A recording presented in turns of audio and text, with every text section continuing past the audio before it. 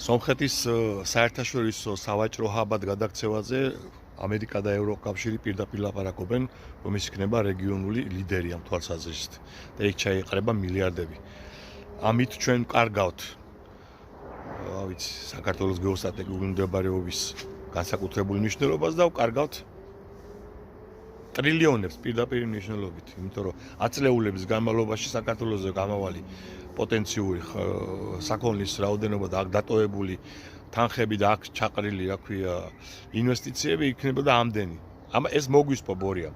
ახლა მე გეტყვით მიმდინარე ხარჯები და რა დაგვაკარგინდა და როგორ. 15 ივნისს ლუქსემბურგში ევროკავშირის საგარეო საქმეთა მინისტრების სამიტი დაიწყება, სადაც გახსნიან მოლაპარაკებებს მოლდოვასთან და უკრაინასთან ევროკავშირის გაწევრიანებაზე. მოლაპარაკებებს ხსნიან უკვე გაწევრიანებაზე და შესაბამისად გამოუყვეს მათ 3 მილიარდი ევრო. მანამდე მოლდოვას 2 მილიარდი ევრო აჩუქეს. აი ჩვენ კობახიძის დამსახურებით ჩაგვეჭრა ეს ხაზი ევროკავშირთან და უარი თქვა კობახიძემ ევროკავშირთან ინტეგრაციაზე 28 ნოემბერს 2024 წლისა.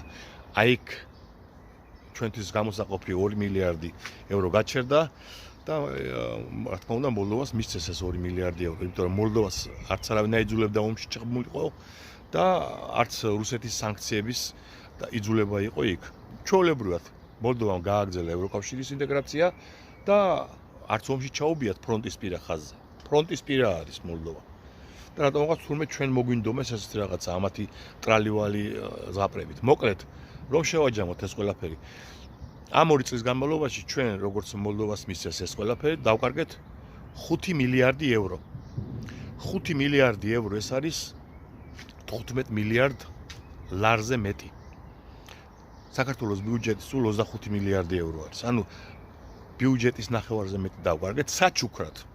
აი მხოლოდ იმისათვის რომ ჩვენ გაგვეგრძელებინა ეს ევროკავშირის ინტეგრაციის კურსი, აგვეღორძინებინა, რა ვიცი, მრეწველობა, სოფლის მეურნეობა, ამაში ჩაგვედო ფული, რომ მივახლოვებოდით ევროკავშირის მინიმალურ სტანდარტებს, რომელიღაც ბულგარეთის, რომელიღაც ლიტვა-ლატვიის.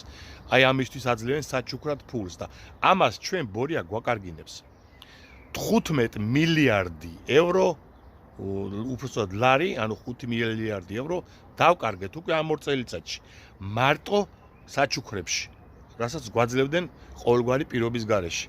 რომ აი გააკეთეთ ძმაო საქმე და აღორძინეთ ეკონომიკა და სოფლის მეურნეობა. აი იცოდეთ ეს და გაავრცელეთ ეს ვიდეო.